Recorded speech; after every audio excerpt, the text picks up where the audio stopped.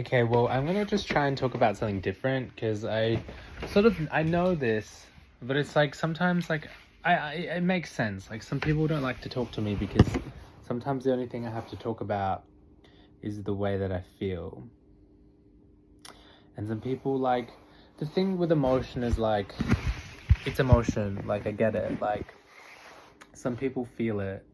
Like I don't need to talk about it. Like I'm sorry. Like sometimes this is all I have to talk about. But basically, I remembered I have to go to my doctor tomorrow at 11 to get my blood test results to discuss because first of all, I'm doing a second checkup for celiac disease because I already did a test a while ago and I have the gene for celiac. So I'm not celiac, but I can potentially develop it at some point. So like it's not necessary obviously that I, sort of watch my gluten intake, but it's probably a good idea that I keep on top of it now because obviously I don't want to develop celiac, which I have been. I mean, not recently because so much is going on in life. But also, because of this second blood test, I need to be eating gluten, which I feel like I've succeeded at. But, I mean, I don't know, we'll see. Maybe I've eaten enough and, like, they can see,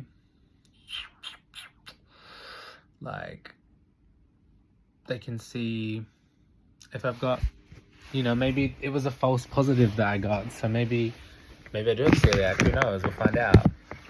But basically, what else? Ooh. Yeah, gluten. My mom and my sister are celiac, so like no gluten at all. Like they literally feel sick. Oh my god, I'm literally closing that fucking curtain.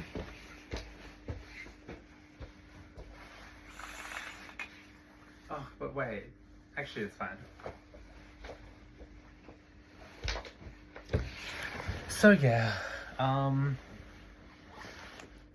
my experience with gluten, well, I mean, I don't think I am celiac. Like I know, like if my mom and my sister like eat something with gluten, like they'll feel really sick, like really sick.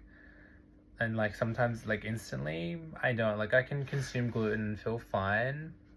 But the thing I've noticed though is I definitely feel like the bloating and like the sort of like, I don't know if it's specifically related to gluten or just, maybe just my diet in general, but sometimes when I eat a lot, like, obviously, like, your food digests and then, like, you shit it out.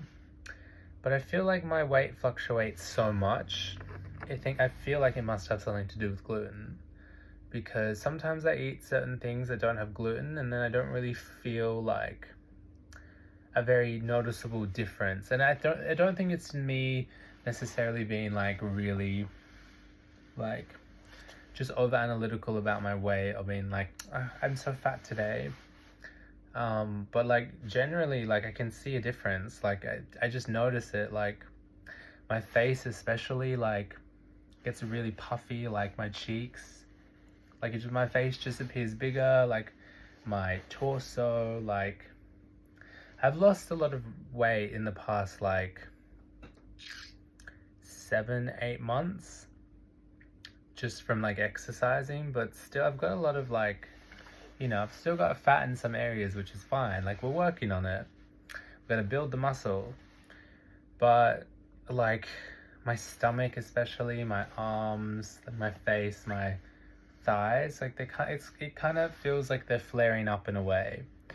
And then I guess there's other factors as well, like if I'm working early in the morning, I don't really sleep very well, so that probably has something to do with it. Like maybe it affects my digestion, so I guess on top of eating, let's just say gluten is the issue. Like eating a lot of things with gluten on top of like not sleeping already that night, which means the next day, like my digestion would be so poor. What if I haven't even been drinking enough water? It's like all those things add up. Like Mondays, I always start work at 4 a.m. So I don't really sleep well. So like yesterday, I didn't really eat very well. Like I ate a lot of gluten. Just didn't eat. I ate a lot. Not a lot, but I mean, I ate a lot, but I wasn't very conscious about what I ate. Nor was I like the day before on Saturday night. So I feel like all of that sort of, I definitely noticed when I woke up, even though I did sleep pretty okay, like my face just was so different. My face did just look so puffy and just so like, yeah, everything. But it's not really that big of a deal, because, I mean, it is. But I feel like at the start of the day, when I wake up, and then like later on in the night, it's like kind of different.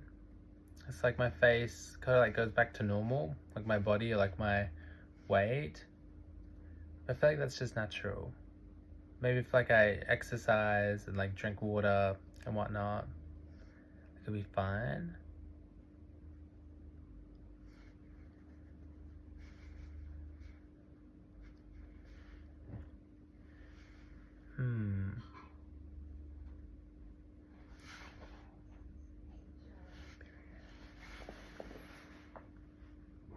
She's ruined the vibe.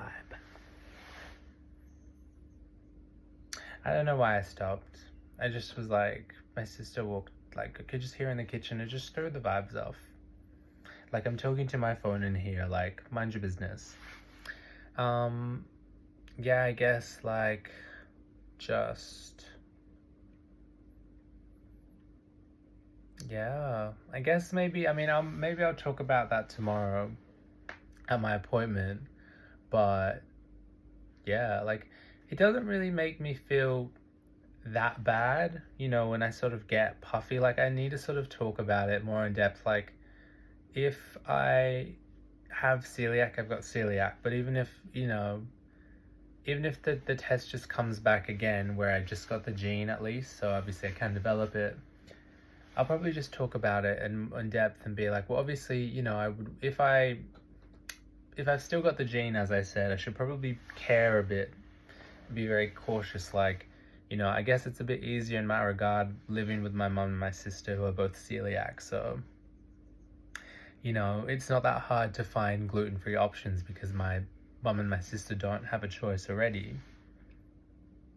And it's, although, you know, it's a bit hard sometimes and things taste different, but like, you know, like I'm already looking when I go to the supermarket and stuff for gluten-free stuff, just out of like caution and like whatnot. Like it doesn't really taste, some things like the texture and the taste is different, yes, but like I sort of mean like just generalize, like it's not really that big of a difference. So,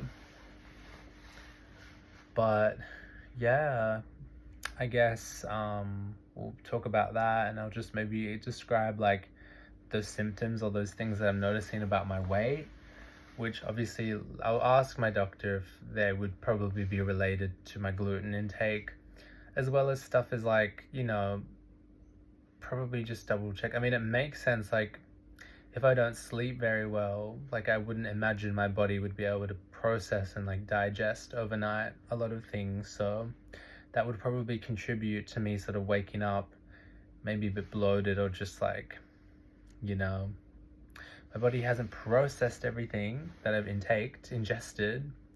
But I also feel like ever since I started exercising, sort of my metabolism, whatever you'd call it, like sort of kicked back up.